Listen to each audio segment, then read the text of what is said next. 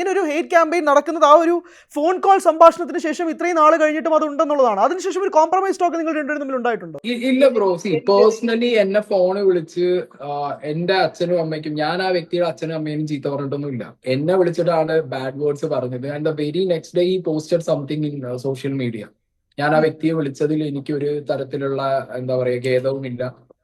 അങ്ങനെ ഇങ്ങനെ എന്നൊക്കെ പറഞ്ഞ് കുറെ പോസ്റ്റൊക്കെ ഇട്ടു. എന്നെ ഒരാൾ വിളിച്ചിട്ട് എന്റെ അച്ഛനും അമ്മയ്ക്കും വിളിച്ചു കഴിഞ്ഞാൽ എനിക്ക് ആ വ്യക്തിയോട് ആസ് എ പേഴ്സൺ എനിക്ക് ആ വ്യക്തിയോടുള്ള റെസ്പെക്ട് പോകും. പക്ഷെ ആസ് എ നടൻ, ഇൻഡസ്ട്രിക്കകത്ത് സ്ട്രഗിൾ ചെയ്തുകൊണ്ടിരിക്കുന്ന ഒരു നടൻ എന്നുള്ള നിലയ്ക്കും അയാൾ ചെയ്യുന്ന ഹാർഡ് വർക്കിന് ഞാൻ ഒരിക്കലും കുറച്ച് കാണില്ല.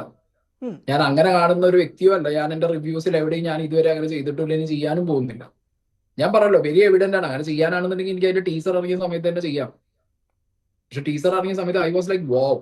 ഇപ്പോഴും പടം കണ്ടിറങ്ങി പലരായിട്ട് സംസാരിക്കുന്ന സമയത്തും എന്റെ റിവ്യൂലൊക്കെ ഞാൻ പറയുന്നത് ഞാൻ വയലന്റ് സിനിമകൾ ഇഷ്ടപ്പെടുന്ന ഒരാളാണ്.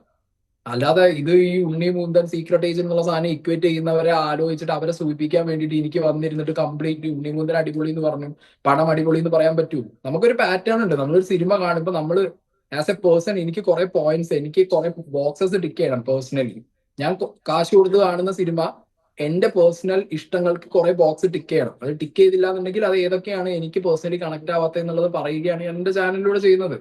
അതെ സായി, അപ്പോൾ അങ്ങനെ ഒരു ചോദ്യം എല്ലാ സിനിമയിലും അങ്ങനെ വരാറുണ്ട്. പക്ഷേ ഇതിൽ സായി പറയുമ്പോൾ മാത്രം അങ്ങനെ ഒരു പേഴ്സണൽ ഗ്രഡ്ജ് വെച്ച് കണക്ട് ചെയ്യുന്നത് എന്തിൻ്റെ ആസ്പെക്റ്റിലാണ്? അപ്പാർട്ട് ഫ്രം PR വർക്ക്സ്, നമ്മൾ എല്ലാ അക്കൗണ്ട്സും PR എന്ന് പറയുന്നത് ശരിയല്ലല്ലോ. You got lots of comments in your comment ബോക്സിൽ തന്നെ. അപ്പോൾ അത് ഒരുപാടുണ്ട്. അപ്പോൾ അതെല്ലാം PR ആണ് നമുക്ക് അങ്ങ് അടച്ചാക്ഷേപിച്ച് പറയാൻ പറ്റുമോ? യെസ്, ഡെഫിനറ്റ്ലി പറയാൻ പറ്റും. എന്റെ കമന്റ് ബോക്സ് നിങ്ങൾ ടോപ്പ് ടു ബോട്ടം എടുത്തു നോക്ക്. ഞാൻ റിവ്യൂ ഇട്ട് ആദ്യത്തെ 10 മിനിറ്റോളം ഒരു രീതിയിലുള്ള കമന്റുകളും ഇതിനകത്ത് നെഗറ്റീവായി വന്നിട്ടില്ല.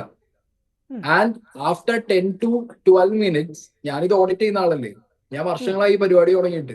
ഇതിനടിയിൽ ഞാൻ കാണുന്നുണ്ട് സെയിം പാറ്റേണിലുള്ള അൺനോൺ അക്കൗണ്ടുകൾ 1 മാസം, 5 ദിവസം, 1 മണിക്കൂർ, 2 മണിക്കൂർ മുന്നേ തുടങ്ങിയ ഒരു രീതിയിലുള്ള ഐഡന്റിറ്റി ഇല്ല XYZ എന്ന് പറഞ്ഞ അക്കൗണ്ടുകളിൽ നിന്ന് കംപ്ലീറ്റ്ലി ഹെയ്റ്റ് വരിക. ആൻഡ് ഇതേ ഹെയ്റ്റ് വെച്ചിട്ട് സിനിമയാണ് bro, they can be prepared. മനസ്സിലായോ? അതായത് ഞാൻ വളരെ പോസിറ്റീവ് ആണ് പറഞ്ഞതെന്നുണ്ടെന്നുണ്ടെങ്കിൽ അടുത്ത PR എന്ത് പിടിക്കാം? ഇവനെ വരെ തറ പറ്റിച്ച ഉണ്ണി മൂന്തൻ അല്ലെങ്കിൽ ഉണ്ണി മൂന്തൻ ഫാൻസ് എന്ന് പറയാം. ഇനി ഞാൻ പറ്റ നെഗറ്റീവാന്ന് പറഞ്ഞു കഴിഞ്ഞാൽ ഇപ്പൊ ഈ ചെയ്തതിനേക്കാൾ ഡബിൾ ആയിട്ട് അവർക്ക് എന്ത് ചെയ്യാം?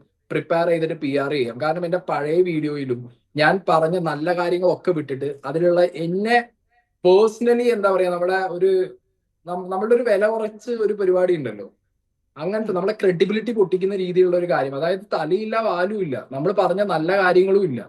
നമ്മൾ പോയിന്റ് ഔട്ട് ചെയ്ത ഒരു സിനിമയിലെ മിസ്റ്റേക്ക് ഞാൻ എടുത്തു പറയുന്നുണ്ട്. I am not talking about Unni മൂന്തൻ ഇൻ പേഴ്സണൽ എന്നുള്ളത് എന്റെ റിവ്യൂല് പറഞ്ഞതാ. I am talking about the movie Marco. ഇപ്പൊ സിനിമയിൽ നമുക്ക് കണ്ടിട്ട് ഇഷ്ടപ്പെടാത്ത ഭാഗങ്ങൾ പറഞ്ഞതിന് നമുക്ക് ഇത്രത്തോളം ഹെയ്റ്റ് ക്യാമ്പയിൻ വരുന്നു എന്നുണ്ടെന്നുണ്ടെങ്കിൽ ഈ ഹെയ്റ്റ് അടിക്കുന്നവർക്കൊന്നും പേഴ്സണൽ ഒപ്പീനിയൻ ഇല്ലാതെയാണോ അവർ കേരളത്തിൽ ജീവിക്കുന്നത്?